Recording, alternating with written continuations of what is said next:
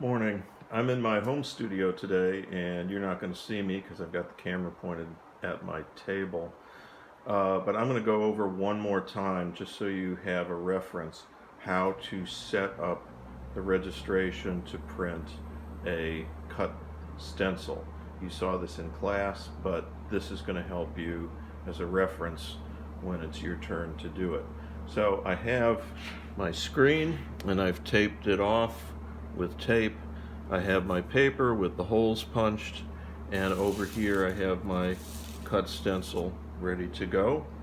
I also have my registration pins. Now I'm going to use this kind of pin or I'm not going to use this kind of pin because I have a different hole punch in my studio and it takes a different size pin. But remember that this is how you would put the tape on the pin to start setting up registration, okay? I'm going to use a little bit different shaped pin. The holes in my paper are smaller, so I have a smaller pin, okay? So what I'm going to do first is, with my screen clamped in the hinges, I'm going to align my paper with the screen so that there is approximately an inch and an inch and an inch on each side of the 9x11 rectangle. Okay, I'll turn this down a little bit more so you can see it. So you can see that there's an inch all the way around roughly, with a lot of extra paper at the top where the holes are.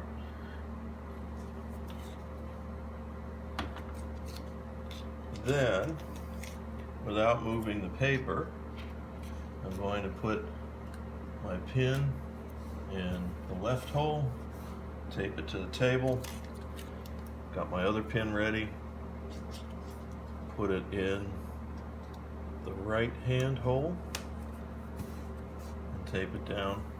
And now my pins are in position, and just for insurance, I'm going to put a little piece of tape on the other side of the pin just to make sure that it doesn't come loose when I'm printing. Okay, so you can see that. Then I'll put my paper back on those pins again, and I'm going to put my cut stencil on top of my paper. The paper is 11 by 15 inches, and so is the cut stencil, which makes it really easy to line everything up.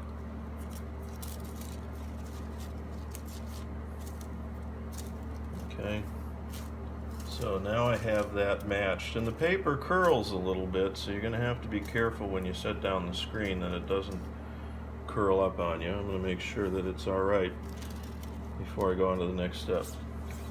Probably a little hard to see, but it's flattened out nicely underneath there. Now I'm going to take my Roman 880 and just use my fingers to put a little bit through the screen to hold the paper in place. And remember, I'm trying very hard not to put this any place where there's a hole in the cut stencil, because I don't want to fill that hole with clear adhesive, because that'll show up in my prints for a while until I get rid of it all. Okay.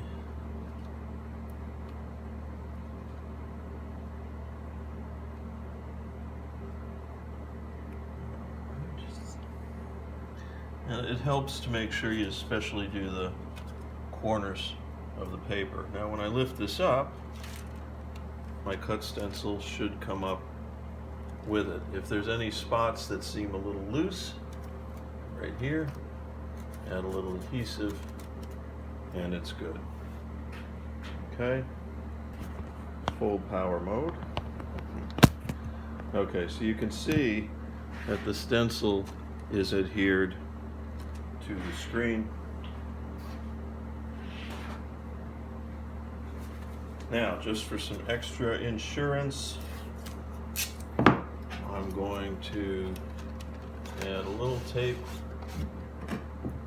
over each corner of the cut stencil. You can see it likes to curl.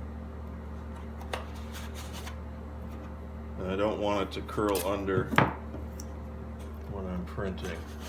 But once I start printing, then the ink itself is going to stick the stencil very nicely to the screen. So now when I put this down, you can see that everything fits. Okay? So there it is. The next step will be printing, and I'll put that in the next video.